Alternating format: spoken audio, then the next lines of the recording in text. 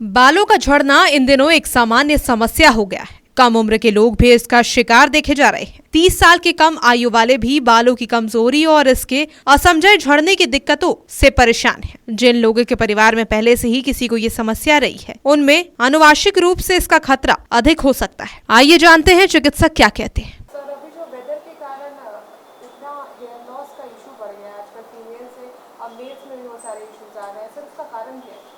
Seasonal variation होता है। जैसे विंटर में अगर स्किन हेयर्स काफ़ी ड्राई होगा तो वह फॉल कर सकता है। हेयर का ग्रोथ होता है, फिर कुछ दिन रहता है, फिर उसका लॉस होता है, शेड करता है ना।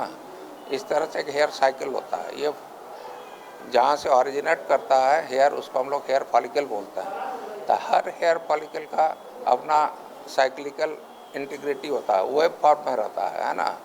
एनिमल्स में भी देखिएगा ना, कुछ कुछ सीजन में उसका हेयर्स बहुत अच्छा रहता है, कुछ कुछ सीजन में हेयर आपको नहीं दिखाई पड़ेगा। ब्लड का कोई डायरेक्टली ऐसा कोई ब्लड डिसऑर्डर नहीं होता जिससे हेयर फॉल होता है, लेकिन हाँ कोई सिस्टमिक डिजीज़ है।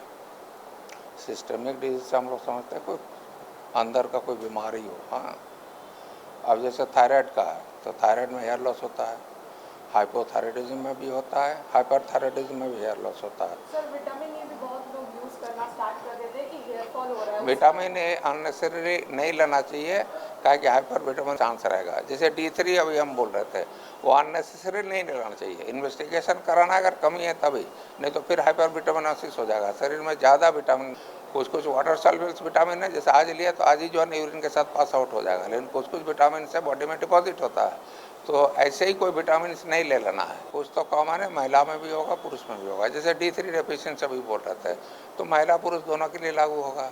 अगर पेशेंट एनीमिक है या अदर कोई माल न्यूट्रिशन से अगर सफ़र कर रहा है तो महिला और पुरुष दोनों के लिए होगा। फीमेल के लिए होता क्या ना, फीमेल पैटर्न बॉल्डनेस होता है, वो हार्मोन मेडिएटेड होता है ना।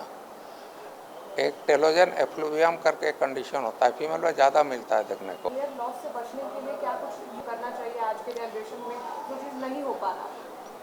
हेल्थ को तो देखिए, हेल्थ को तो मेंटेन करना अपना रिस्पॉन्सिबिलिटी है। अच्छा डाइट होना चाहिए, अच्छा एक्सरसाइज होना चाहिए, टेंशन फ्री लाइफ जो है ना लीड करना चाहिए।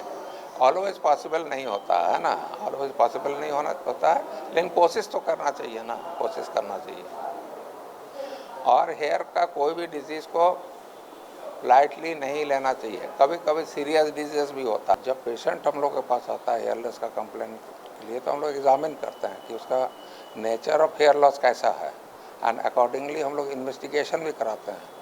इधर क्या हो रहा है, D3 डेफिशिएंसी काफ़ी मिलता है ना। दो इम्पॉर्टेंट कॉज है न्यूट्रिशन में, एक D3 का डेफिशिएंसी जिसको कोलेकैल्सिफेरॉल बोलते हैं।